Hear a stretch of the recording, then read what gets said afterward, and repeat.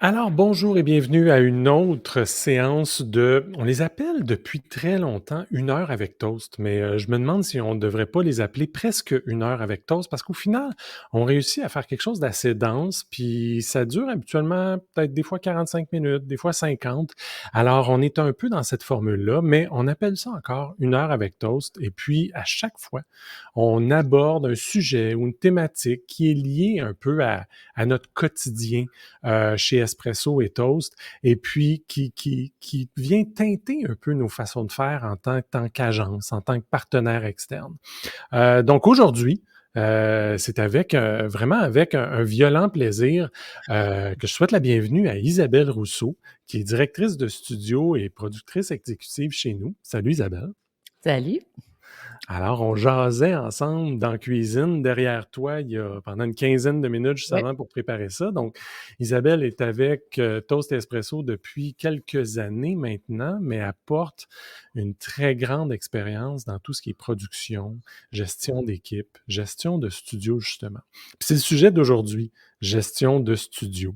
Yes. Et la raison pour laquelle ça vient de plus en plus sur le sujet, c'est vraiment le fait qu'on a remarqué depuis, je dirais quoi, à peu près 5 ans, peut-être un petit peu plus, puis c'était même un peu avant la pandémie, il y avait déjà des marques qui avaient cette dynamique-là, mais on l'a remarqué de plus en plus, notamment avec les réseaux sociaux, et on va y revenir, mais des marques qui internalisent plusieurs Ouais. expertises qui, traditionnellement, se trouvaient chez les agences. Et donc, ce mouvement d'internalisation a donné lieu à la création de ce qu'on appelle aujourd'hui, et pour le bénéfice aussi de cette conversation-là, des studios internes. Puis donc, c'est ça qu'on veut un peu déballer, c'est ça qu'on veut discuter ensemble. C'est le sujet qu'on a établi, Isabelle et moi, comme étant quelque chose qui était peut-être pertinent à aborder. Alors, ben Isabelle, lançons-nous. Tu m'as Go. donné, on s'est donné 6 points qu'on veut aborder. Je les ai ici sur ma petite feuille. Exact. Puis on va les déballer un après l'autre. Mais le premier, la première question que je voulais te poser, c'est vraiment, selon toi, comment on pourrait définir la notion du studio interne chez une marque? C'est quand même assez vaste selon la marque et les besoins. Mais si, mettons, j'essaie de résumer là, un petit chapeau, moi, je dirais que ce serait des ressources internes qui sont dédiées à de la production de contenu. Après ça, production de contenu dans son sens très, très large. Fait que ça peut aller de l'équipe de ce qu'on appellerait linguistique, traduction, rédaction, révision. Ça pourrait être une équipe graphique aussi, avec tous les paliers, Oui. directeur de création, graphiste, infographe. Ça pourrait aussi tomber dans tout ce qui est le modèle de vidéo, donc des monteurs, des vidéastes, et tout ce qui est, mettons, l'équipe réseaux sociaux, donc directeur de création, thinker de toute l'espèce de mapping prévu aux réseaux sociaux jusqu'à la personne qui met en ligne et qui écrit. Fait que c'est quand même assez vaste. Je te dirais ça, ça touche pas mal toutes les sphères de production qu'on voit présentement au niveau du contenu, la production de contenu. Puis, tu sais, tu mentionnais un peu réseaux sociaux, justement, Oui, dans les services. Je sais pas comment on pourrait appeler ça, les oui. expertises ou les axes d'expertise internalisés. Les réseaux sociaux, c'est justement une des choses qu'on a vues il y a quelques années qui étaient de plus en plus internalisées parce que ça amenait, il y avait des besoins, il y avait des besoins qui étaient durs à combler par un Ça va partenaire vite. externe, par une agence. Exact. Puis parce que, tu sais, vidéos sociaux, moi, je dis souvent, réseaux sociaux, c'est souvent éphémère. Fait que ça n'a pas Mmh. une durée de vie à long terme, comme ça peut être une grosse production annuelle, mettons, qui va être ça géré souvent, ou qui était du moins géré par une agence. Mais là, réseaux sociaux, il faut que ça soit rapide, il faut que ça soit pas cher, puis il faut que ça soit agile. C'est là que le modèle de passer via une agence de création tient moins sa route ou tenait moins sa route. Puis je pense qu'il Mmh. a accéléré toute la réflexion de OK, go, à partir de là, on emboîte le pas puis on se crée un studio interne.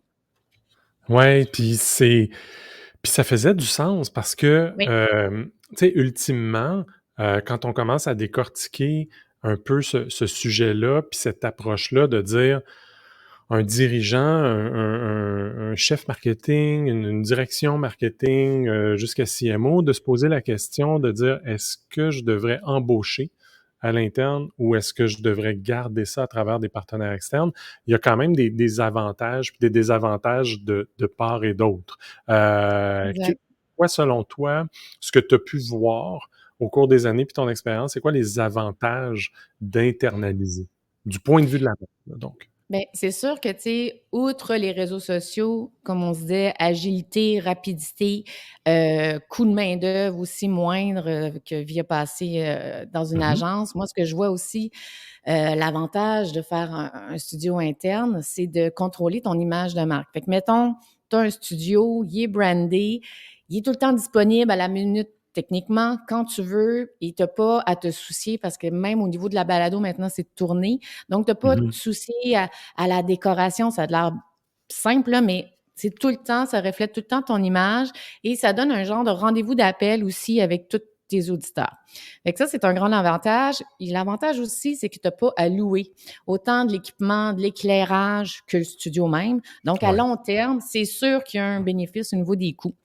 Et comme on disait, l'agilité et la rapidité d'exécution. Fait que c'est pas mal pour moi les 3 volets, qui sont comme des avantages, surtout quand tu te rends compte, on revient encore aux réseaux sociaux, où c'est une bête que tu dois nourrir. Tu sais, tu peux ouais, pas faire juste comme un one-up, puis après ça, dans 6 mois, on en refait une autre. Tu sais, c'est quelque chose de très, très, très récurrent et que c'est là que je te dirais, c'est ça, de se construire un studio devient sens. À partir de là, c'est à voir, est-ce que tu as d'autres besoins de récurrents qui viendraient justement bonifier ton studio interne et dépasser juste l'équipe contenu réseaux sociaux, si tu veux. ouais. Mais tu mentionnais, justement, au début de ta réponse, tu mentionnais Oui, la capacité, en ayant des ressources à l'interne, en ayant justement oui, cette agence-là à l'interne, parce que c'est un terme qu'on pourrait utiliser aussi, que certains aussi. utilisent aussi, créer l'agence interne, on l'appelle le studio, mais dans le Oui, cadre de la conversation. Mais tu mentionnais cette idée de respect de la marque. Je pense qu'il y a beaucoup de gens d'agence qui écouteront ça puis qui diront, ben oui, mais on est capable, nous, de respecter la marque d'une marque, même en étant à l'extérieur. Est-ce que ça revient encore là beaucoup à l'aspect coût, l'aspect budgétaire là-dedans? Qu'est-ce que tu vois comme étant une capacité qu'une équipe interne a, euh, la capacité plus accentuée, meilleure qu'un partenaire externe? Qu'est-ce qui crée cette différence-là selon toi? on dirait pour moi, il y a 2 paliers. Tu sais, tu as la palier réflexion stratégique, création, mettons, premier niveau, là, vraiment, Ouais. d'où est-ce que toute la strate puis l'idée de la production va se faire et tu as l'application ou l'exécution, si tu veux. Puis moi, quand je te parle de une main-d'œuvre qui va vraiment connaître ta marque, je vais vraiment parler au niveau de l'exécution. Parce que Mhm. au niveau de l'exécution, pense à de la production imprimée. Fait que c'est sûr qu'il y a des graphistes qui travaillent jour après jour sur ta marque, qui savent exactement ton brand book, la fonte, l'application, la façon de la décliner, c'est quoi les normes. Eux, là, c'est des champions guerriers de ta marque. Fait que le, fort à parier que la V1 va être pas mal proche de la vérité versus d'aller dans un partenaire où que justement l'exécution, souvent c'est bon, ben OK, cette ressource-là est disponible, je te la Pas donne, toujours la mais même personne, tu ouais. pas toujours la même personne, elle ne travaille pas jour après jour et pas non plus en contact jour après jour avec toutes les Ouais. personnes qui entourent ta marque. Fait que moi, je pense qu'il y a quand même un gros bénéfice à ce niveau-là. Après ça, tout ce qu'ils sont, on peut en revenir, mais tu sais, toute tête stratégique de création, c'est sûr que les agences vont dire, ben oui, ça fait 10 ans aussi que je travaille avec ta marque, je la connais. Oui, Mhm. dans sa façon de réfléchir, mais peut-être moins dans sa façon de l'exécuter au quotidien. Puis ça m'amène aussi sur le sujet, tu parles un peu du layer de création versus le Oui, layer d'exécution ou d'idéation versus oui, exécution. Il y a aussi le fait que, immanquablement, d'être dans les bureaux, disons-le de cette oui, façon-là, tu es un peu plus en contact avec là où l'organisation s'en va. Là où tu entends des choses qui ne sont pas toujours aussi qui méritent des fois du temps d'explication plus long que juste un briefing d'agence une fois par année ou une mise à jour sur telle ou telle nouvelle campagne ou autre. Il y a quelque Exact. chose d'être sur place qui est un avantage. Ça, tu as raison. Puis ça, je pense, tu as absolument raison sur le fait que ça amène quelque chose, puis j'adore ton expression, la V1 va être pas mal plus proche de la Ouais. vérité que potentiellement, puis c'est naturel, un partenaire externe. Rien contre les partenaires externes, mais c'est une Pas du tout. réalité que si elle est bien gérée, ça peut devenir un avantage. Exact. Ensuite de ça, maintenant, il doit avoir, est-ce qu'il y a des désavantages à internaliser? C'est sûr qu'il y en a. En fait, c'est là, je pense que c'est tout le temps l'espèce de j'avance, je recule ou je me mets sur le parc puis je regarde, tu sais. Comme je disais, il faut que tu identifies tes besoins. Fait que est-ce que c'est des besoins récurrents? Parce que le gros risque et le gros désavantage, c'est souvent tu vas dire OK, go, on se crée un studio, on achète l'équipement, on fait un On setup, ça staff coûte beaucoup de sous. l'équipe, là. Ouais, on y va, là, all in. Sauf que fort à parier que tu vas, en tout cas, que une marque ne va pas nécessairement engager juste des seniors, va engager souvent des juniors parce que force à constater que ça coûte moins cher. Puis, tu sais, là, il y a comme un gage aussi entre, bon, mais j'ai-tu assez de besoins pour nourrir mes employés qui maintenant sont sur Un le payroll? senior, une senior, Fait que oui. exact. Fait que c'est là que le risque entre j'ai investi beaucoup de sous, mais j'ai les ressources qui sont plus juniors, mais je m'attends à la même qualité de produit que si j'avais engagé de l'externe qui, eux, sont seniors parce que j'ai dépensé beaucoup de sous. Fait que cette espèce de zone tampon-là, d'essai-erreur, est à tenir compte pour la gestion j'ai juste le mot en tête, des expectations. Oui, Fait que des c'est attentes, souvent, oui. on dit des attentes. Fait que là, on a un studio, on a identifié quelques ressources qu'on a engagées. Bon, ben, go, on part. Sauf que c'est pas juste ça, parce que en fait, puis là, je vais parler de mon monde de la production. Ça demande quand même un rodage, ça demande de l'expérience et souvent des spécialistes dans chacun de leurs postes. Mais Mhm. par parier, encore là pour des réductions de coûts, que ça va plus engager une licorne, un vidéaste qui va être autant concepteur, qui va pouvoir tourner, Rédacteur, rédacteur, monteur, réalisateur, motion monteur, designer, oui. et producteur aussi, parce qu'il va s'auto-gérer avec toutes les attentes de toute son équipe marketing des coms qui, eux, ont des attentes qui, normalement, s'en vont chez de l'externe avec des seniors. Fait que c'est là, je te dirais que c'est à faire attention. Puis aussi, comme on parlait, c'est de voir au niveau tes besoins, au niveau de ton contenu. Tu sais, oui, c'est une chose de nourrir les réseaux sociaux. C'en est une autre. Est-ce que tu as besoin de faire un balado à chaque semaine qui va Mm. nourrir ton spécialiste créa? Fait que je te dirais que c'est vraiment quelque chose c'est ça, à planifier et à évaluer beaucoup aussi, tant au niveau monétaire qu'au niveau des attentes et gestion de Ouais. risque. Puis tu sais, je pense qu'il y a 2 mots dans ta réponse, je retiens 2 choses. Oui, Une chose, c'est l'aspect de la seniorité. Donc, on parlait oui, de junior versus senior. Il y a des ressources intermédiaires aussi. Fait que ça vient sur le tu sais, des fois, on va en parler tantôt, comment on démarre une agence ou un studio oui, interne, là, mais tu sais, des fois, on va pas nécessairement avoir tous les cordons de la bourse ouverts pour aller chercher justement les top guns, les kingpins et tout. On exact. va falloir faire peut-être en tant que gestionnaire ou dirigeant d'équipe com, d'équipe marketing ou autre, de faire ses preuves sur l'internalisation pour pouvoir par la suite faire des mises à niveau. Fait qu'il y a oui l'aspect de la seniorité, puis l'autre aspect, ben, c'est la motivation. C'est que oui, si tu a justement une ressource très, très, très expérimentée, très senior, ou même une ressource qui est plus en début de carrière, par exemple, Oui, tu dois motiver ces gens-là, les garder engagés aussi. Donc, il y a l'aspect du taux d'occupation. Il faut que je les occupe. Ça revient au volume dont exact. tu parlais il y a un Oui, instant. Puis, il faut que je leur donne, il faut que j'essaye en tant que dirigeant et gestionnaire de donner des choses qui sont motivantes, des choses qui sont intéressantes. Donc, il y a cet aspect-là aussi à considérer, de dire, j'ai peut-être des attentes pour avoir des gens hyper seniors, mais la job que j'ai à faire n'est pas super le fun. Fait que j'étais capable de m'en sortir avec un partenaire externe dans le passé, mais maintenant, le désavantage que j'ai de faire ça, c'est que je dois maintenant euh, garder cette équipe-là engagée comme n'importe quel employé.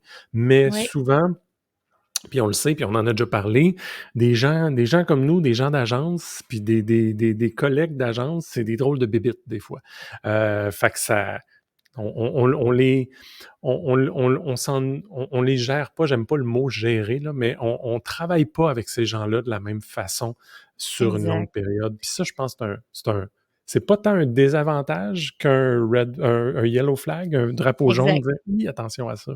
Attention, parce que c'est ça, il faut que tu les nourrisses, puis il faut qu'ils se sentent valorisés aussi. Fait que c'est là qu'à un moment donné puis tu sais, c'est très le casting là, dans une production, je trouve que c'est une des affaires qui est le plus difficile. Tu sais, Hmm. d'avoir la bonne personne qui a les Le casting de bons l'équipe dans ce cas-ci, tu le veux dire. de l'équipe, c'est ça, Oui. que ça soit dans tous les niveaux. Tu sais, fait que, chaque personne en fait a une sensibilité propre, des capacités, mettons, plus dans une catégorie versus l'autre. Souvent, l'internalisation, c'est comme on parlait de la licorne, Mhm. qui devient un généraliste plus qu'un spécialiste. Puis des fois, mais tous ces chapeaux-là, il en contrôle quelques-uns, mais d'autres moins. Sauf qu'encore, on vient aux attentes. Fait que cette personne-là peut se sentir vite dévalorisée quand elle était super bonne dans un autre poste qui était, disons, mettons, comme un Plus, graphiste, ouais, qui est qui était plus dans sa spécifique. job de base. Oui, c'est ça, tu sais. Fait que c'est ça. C'est encore, c'est ouais, le yellow flag. Bon. Fait qu'on a couvert la définition. On a parlé de Oui, ce qu'on voulait dire par cette idée de studio interne ou d'agence interne. On vient de regarder un petit peu les avantages. On vient de regarder un petit peu les désavantages ou les challenges. On oui, pourrait le voir de cette façon-là. Le quatrième point qu'on avait, c'est qu'on a à l'horaire, c'est la notion des modèles. C'est quoi les différentes structures d'équipe interne qu'on a vues, qu'on voit, ou qui sont possibles justement chez les marques. Ce qu'on appelle oui. affectueusement, quand on est en agence, c'est du côté client. Fait que c'est quoi les modèles que toi tu as vus ou que tu vois? Le modèle que je en fait, le modèle, je pense, de base, celui qui a parti les studios internes, on en discutait, c'est d'avoir l'exécution à l'interne et tout ce qui est la réflexion stratégique, appelons-le ça comme ça, et la Mhm. création, là. Fait réflexion stratégique, création, à l'externe. Fait qu'on pense encore à un modèle standard d'agence, publicitaire, mais tu toutes l'internisation au niveau de l'exécution. Fait que Ouais. ça, c'est un modèle où que justement tu exécutes basé sur une réflexion, j'imagine, annuelle donnée par des spécialistes, que tu engages. Après ça, tu as aussi, ça je l'ai moins vu, mais tu sais, on en jasait entre nous où que tu as l'exécution externe, mais avec des partenaires choisis.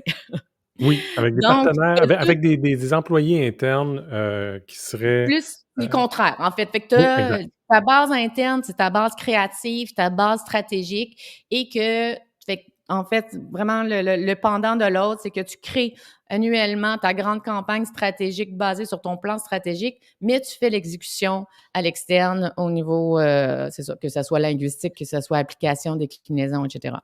Oui, puis tu sais, celui-là, je le verrais dans une situation où on a une marque qui a des hautes variations de volume. On Ouais, en parlait juste avant dans les challenges ou les défis de créer une équipe interne, c'est de garder les gens occupés.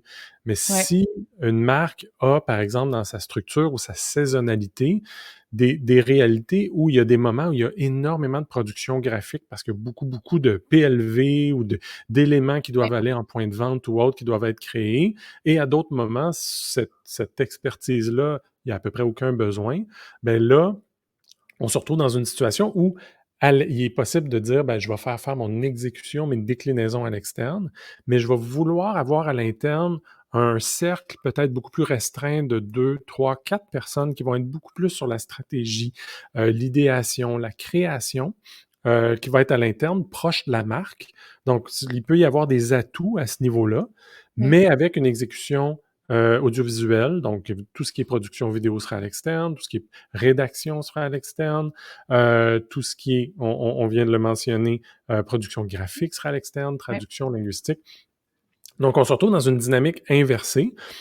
C'est vrai, on en discutait, on cherchait un peu des exemples. Il n'y en a pas qui nous venaient en tête, mais c'est sûr que Non. ça existe parce qu'il y a des entreprises puis des marques qui ont cette saisonnalité tellement forte au niveau des besoins que ça se peut qu'il y ait volontairement justement une exécution qui se fasse à l'externe. Mais ce qui m'apporte au troisième modèle où que là, tu externalises l'overflow. Fait que c'est souvent ça qu'on va voir aussi, c'est Mhm. que tu as un studio interne qui a une équipe de stratégie, une équipe de conception, création, une équipe d'exécution, sauf que dépendamment de la saisonnalité, dépendamment de l'overflow, du workload, ils vont externaliser le surplus. Donc ça, c'est un modèle qu'on voit quand même beaucoup, auquel nous, on répond aussi. On devient, c'est Mhm. ça, des amis collaborateurs, mettons, dans OK, là, j'ai plus de place, on est vraiment complet. Est-ce que tu peux gérer mon overflow? Oui. Puis l'overflow, peu importe, c'est souvent de l'exécution, mais ça peut être aussi juste au niveau de la jusqu'au niveau de la La stratégie aussi, là. réflexion. Il y a déjà une capacité de Exact. réflexion à l'interne, mais tout le monde est un petit peu trop Pour proche des de l'arbre. raisons X, Euh, Y, Z, des fois, c'est des remplacements de congés de maternité, des oui, congés maladie, des vacances. Tu sais, ça, on le voit souvent aussi, là, outre le pipeline, mettons, annuel, mais c'est du non. Qu'est-ce qui n'est pas, qu'est-ce qui n'a pas été prévu? Ça va sortir à ce niveau-là pour pas brûler, en fait, ton studio interne. oui, exact, parce qu'on parlait de motivation, on parlait d'engagement. Si tu te Oui, mets à faire travailler tout le monde le week-end ou travailler tout le monde le soir trop longtemps, ça marche pas. D'avoir mange pas. cette soupape de relève qui peut Oui, embarquer au besoin. Puis ça, souvent, ben, les partenaires externes, que ce soit des partenaires d'exécution ou des agences, ont cette capacité de gérer justement un volume. Ils peuvent scaler un peu plus dans certains cas. Fait que ça, c'est le troisième exact. modèle. Fait que premier modèle, on dit création, idéation à l'externe, équipe d'exécution à l'interne. Deuxième Oui, modèle qu'on voit très souvent, non, c'est celui-là qu'on voit presque pas souvent, mais qui peut exister puis qui peut avoir sa raison d'être. Création, stratégie à l'interne, mais exécution à l'externe. Troisième modèle, on a une belle équipe, mais elle est limitée en termes de capacité. Fait qu'à certains moments, il y a de l'overflow qui sort. Puis tu as un quatrième modèle aussi. le quatrième modèle de production, appelons-le les productions hero ou les projets spéciaux, disons ça comme Mhm. ça, qui nécessitent des expertises qui sont pas, à l'interne. Fait que moi, j'en ai souvent, ça va être, tu sais, des productions plus high-end qui requièrent une production plus élevée, tant au Ouais, niveau des coûts monétaires, du personnel employé, la réalisation ou des skills, en fait, qui diffèrent. On pense à du 3D, du vrai 3D, ouais, là. ouais. Bon, ben, c'est pas Chose que tu fais nécessairement pas tous les jours, là. Ouais. exactement. Fait que c'est vraiment des projets spéciaux comme ça que tu vas sortir avec un partenaire. Puis ça, c'est un modèle qui peut devenir hybride aussi. Tu peux sortir une certaine, mettons, certains moments de cette production-là, mais ramener toutes les déclinaisons pour faire parler de cette production-là, là, ce qu'on appelle la Ouais. découvrabilité. Fait que ça peut, tu sais, ça peut devenir un genre de modèle hybride où, OK, je mets à l'externe tout ce qui je parle encore de production audiovisuelle, mais on dit un réalisateur, tu sais, l'équipe de production qui va Mhm. tourner, mais moi, à l'interne, parce que je sais que j'ai un bon monteur, j'ai des bons graphistes, ben, je vais m'occuper de tout ce qui est le montage, sous supervision du réalisateur qui, lui, va être externe, et de toute l'application après ça de l'habillement graphique qui va être sur ta vidéo. Fait que, tu sais, des fois, ça peut varier comme ça. L'idée, c'est tout le temps de maximiser, en fait, tes ressources et de les mettre idéalement le plus possible sur ces projets spéciaux-là, parce que ça, c'est les projets Noël, là, c'est les projets bonbons, là. C'est ça. Puis là, tu parles vraiment d'un autre drapeau jaune. Tu sais, si tous tes projets le fun, là, tes belles campagnes, le fun et tout s'en vont à l'externe chez des partenaires externes, puis la gang à l'interne se retrouve avec les affaires un peu plus, je vais dire, Ouais. ordinaires ou quotidiennes, Mais ben ça là, se peut que l'aspect ton bon, motivation. là, qui est à l'interne, il va dire: «Hey, ciao, moi, je m'en vais à l'externe pour venir en contrat à l'interne», tu sais. Je vais aller travailler chez le Oui, producteur ou l'agence, puis tu m'embaucheras, je connais la marque. En tout cas, ça ferait des drôles exactement. de portes tournantes, là, mais bon. Ben, ça l'arrive souvent parce que l'autre, tu sais, celui-là, il est quand même assez red, c'est de sous-estimer les équipes internes. Parce que Hmm, souvent, tu vas les engager dans un rôle junior, ils vont, tu sais, ils vont grandir, ils vont se perfectionner, ils vont avoir plus d'expérience, mais tu hésites tout le temps à les mettre, tu sais, juste un petit peu ouais, poste au-dessus, puis tu vas voir si tu as un besoin de poste au-dessus, tu vas avoir des fois, souvent, malheureusement, le réflexe d'aller chercher une ressource externe, une nouvelle ressource pour l'engager au lieu de faire monter tes gens. Fait que ça aussi, ça peut devenir, c'est ça, tu peux perdre des bons joueurs de cette façon-là, puis comme employeur, ben, tu veux garder ton équipe motivée et la voir grandir. Fait que c'est tout le temps cette espèce de réflexion sur est-ce qu'il y a la capacité d'être un petit peu plus est-ce que est-ce que je prends la chance de peut-être d'avoir une production un petit peu moins belle ou en tout cas efficace au niveau de Ça la va demander un petit peu plus communication pendant d'effort des fois. quelques temps de Le rodage? Ouais, le résultat peut être le même, mais ça va demander un petit peu plus d'effort. Il va y avoir plus de: «Attends, je vais essayer, je vais y arriver» et cetera. Fait Oui, que c'est pas la même chose, mais oui, la ques c'est vrai, la question doit souvent être posée, puis faut que les leaders se la posent. oui. C'est pas facile à répondre parce que tant que tu l'as pas essayé, tu le sais pas. Tu sais, fait que, ou en tout cas pour vrai, là, tu peux avoir des doutes, tu peux avoir des feelings, mais c'est pas une vérité infuse, là. Puis c'est vrai qu'il y a une dynamique très différente dans la gestion d'un partenaire externe versus la gestion d'une ressource en interne, dans le sens que, Ouais, lorsque, on est un dirigeant ou un gestionnaire qui s'est habitué à être avec des ressources externes, on accepte plus ou moins les erreurs. Tandis que dès qu'on commence à gérer des équipes internes qu'on veut faire grandir, qui immanquablement pour les garder engagés doivent évoluer, il faut accepter cette notion d'erreur ou d'expérimentation que la personne ou les personnes ou l'équipe va faire. Il y a un vieux dicton qu'on a longtemps dit ici, c'est only new mistakes, ce qui veut ouais, dire que on accepte le fait de pouvoir faire des erreurs, on accepte l'expérimentation, on accepte la recherche et le développement, appelons-le comme ça, mais assurons-nous d'apprendre.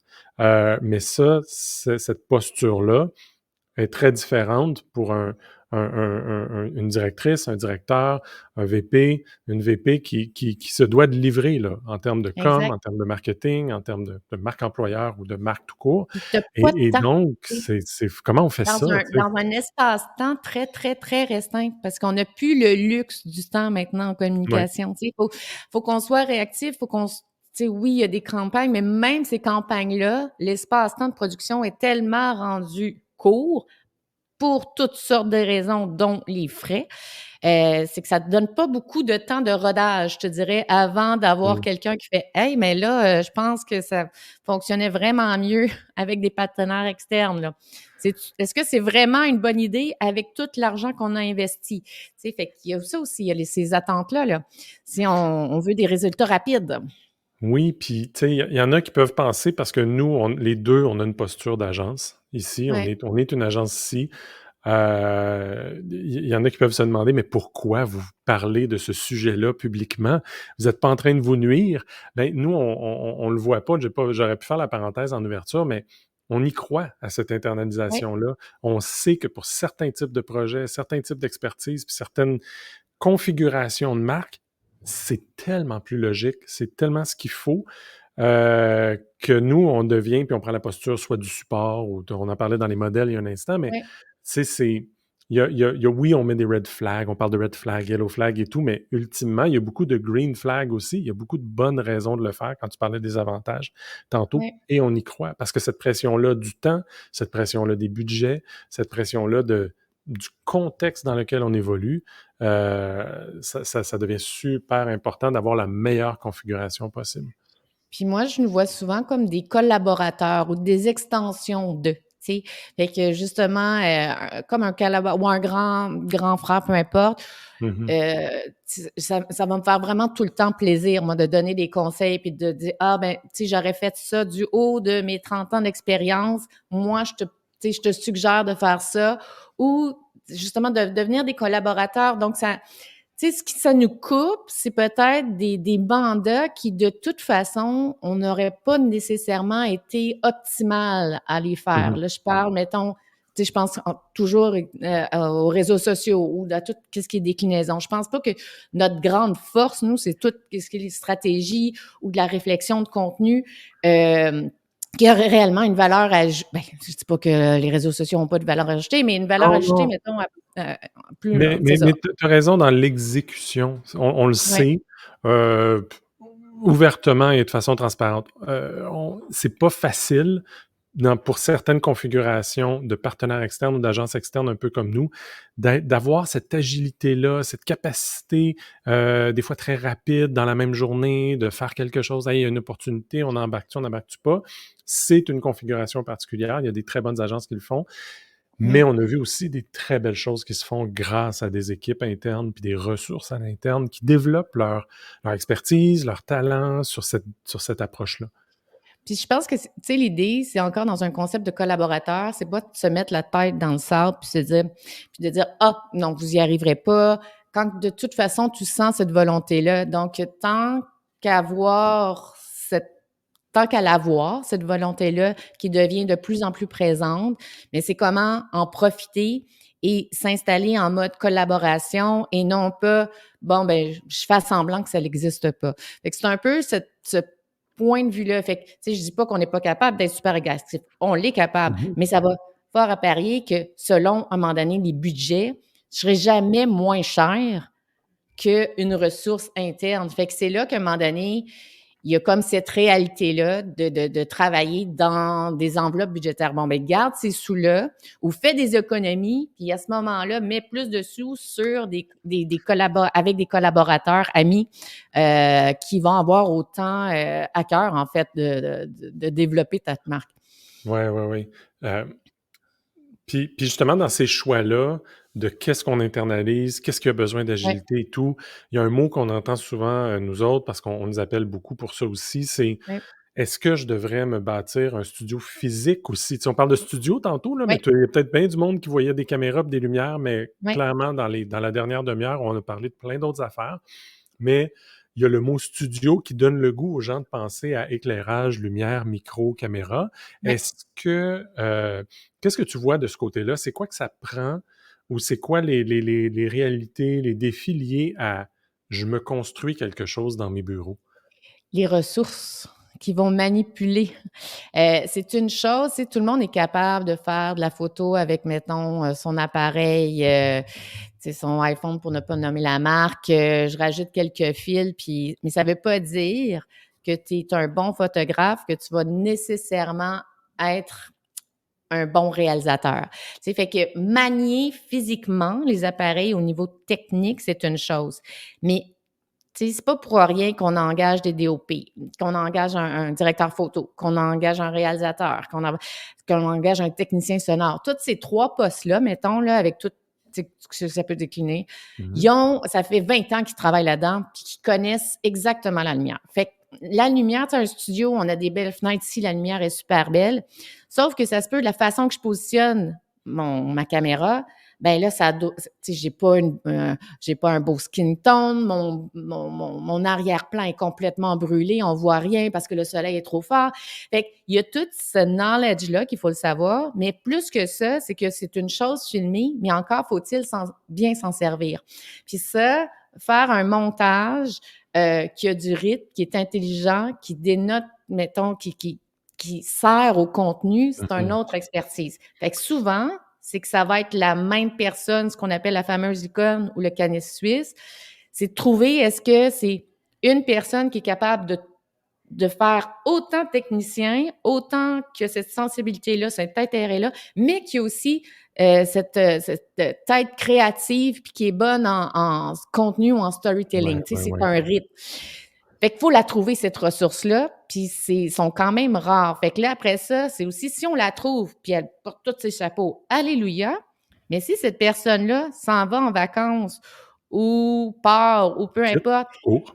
quitte, ben là, tu vas encore te retrouver avec un studio vide. Fait que c'est aussi traîner plus qu'une personne qui ont Mmh. toute cette sensibilité-là. Fait que c'est là que ça devient quand même un peu un challenge. Encore là, tout dépend des attentes Ouais. de ta production. Tu sais, est-ce que tu peux vivre avec une lumière qui est un peu off? Avec un montage qui est peut-être moins optimal, Mmh. avec un habillage graphique qui va être un petit peu moins design, puis que quelque chose qu'on dise vraiment ça coche parce que c'est ça. Fait que c'est là, tu sais, ton niveau. Puis des fois, on n'a pas besoin non plus de contenu qui soit tout le temps là, parfait. Puis on revient encore avec l'overflow. Tu sais, on peut avoir cette base-là qui produit dans un niveau, tu sais, qu'au niveau du contenu, c'est top, mais au niveau de l'enveloppe, c'est Ouais. peut-être moins. Puis qu'à ce moment-là, on va chercher des ressources, s'il y a lieu, pour des productions un petit peu plus de haut niveau. Puis c'est intéressant ce que tu soulèves parce que, on pense souvent que hey, on a plein d'idées, puis on pourrait Ouais, tourner des affaires super souvent avec l'équipe, avec tout ça. Un, check. Deux, hey, c'est pas cher. On peut aller sur B&H ou un peu Amazon, puis aller ouais, un peu, chez Gosselin, puis on va acheter un peu l'équipement. Check. Mais le troisième, c'est l'exécution. Mettre la switch à on, puis s'assurer qu'on peut enregistrer, tourner, shooter. Il y a cet aspect-là qui est des fois un peu dont on oublie, puis on revient à notre équipe, notre engagement, la motivation et tout. Puis il y a ouais. quelque chose d'important là-dedans. Parce que des studios puis des caméras achetées qui sont pas utilisées, on le sait Ça qu'il y en a l'arrive. un petit peu partout qui traînent chez les clients, si on veut. Puis c'est pas juste, tu sais, d'acheter la caméra, tout ton studio, puis après ça, de lire le manuel d'instruction, comment ça fonctionne. Et après ça, c'est de se créer une structure, se créer un processus d'utilisation. Tu sais, pour pas que tes caméras, parce que ça coûte cher, ben là, il y a une personne, puis il y a plusieurs personnes qui vont passer par ton studio. Fait que, OK, est-ce que j'ai un processus de rangement, d'application, OK, les cartes mémoire. Après ça, Mhm. ça peut aller aussi jusqu'à, OK, un coup que j'ai tourné, est-ce que j'ai un serveur assez puissant pour héberger tout ce matériel-là? Est-ce que j'ai un processus d'archivage? Après, est-ce que j'ai des ordinateurs assez puissants pour pouvoir Pour faire mon monter montage. du contenu qui va, au Ouais. bout de la ligne, peut peser jusqu'à des gigs? Fait que, tu sais, c'est pas juste de OK, go, on se part un studio. Il y a vraiment une grande réflexion, en fait, à avoir qui va jusqu'à l'archivage, là, tout ce processus-là. Puis c'est là que mais c'est possible Oui, d'avoir, puis je veux quand même euh, mentionner à tous ceux qui écoutent que ça peut être relativement simple aussi, mais il faut juste s'assurer de s'être posé les bonnes questions. Puis je pense que c'est ça oui, qui est important pour avoir choisi bon, le bon équipement, par exemple, de s'assurer qu'on a les différentes expertises ou des gens intéressés aussi à l'interne. Ça c'est la oui. clé aussi, là. Juste des gens intéressés, des fois, ça peut faire lever la chose puis bien Ça fonctionner. fait toute la différence. Oui. Puis, Puis tu sais, tes besoins, c'est quoi tes besoins oui, de contenu? exact. Dernier point qu'on avait, parce que je voulais absolument qu'on aborde la Oui, notion du studio physique. oui, Dernier point sur la liste, sur la belle feuille que j'ai ici, c'est, mettons que quelqu'un, là, un gestionnaire, un dirigeant, une vice-présidence marketing ou comme, se dit, OK, moi, je pense qu'il faut là-dedans. Comment est-ce que on commence? Qu'est-ce qu'on fait comme première étape selon toi?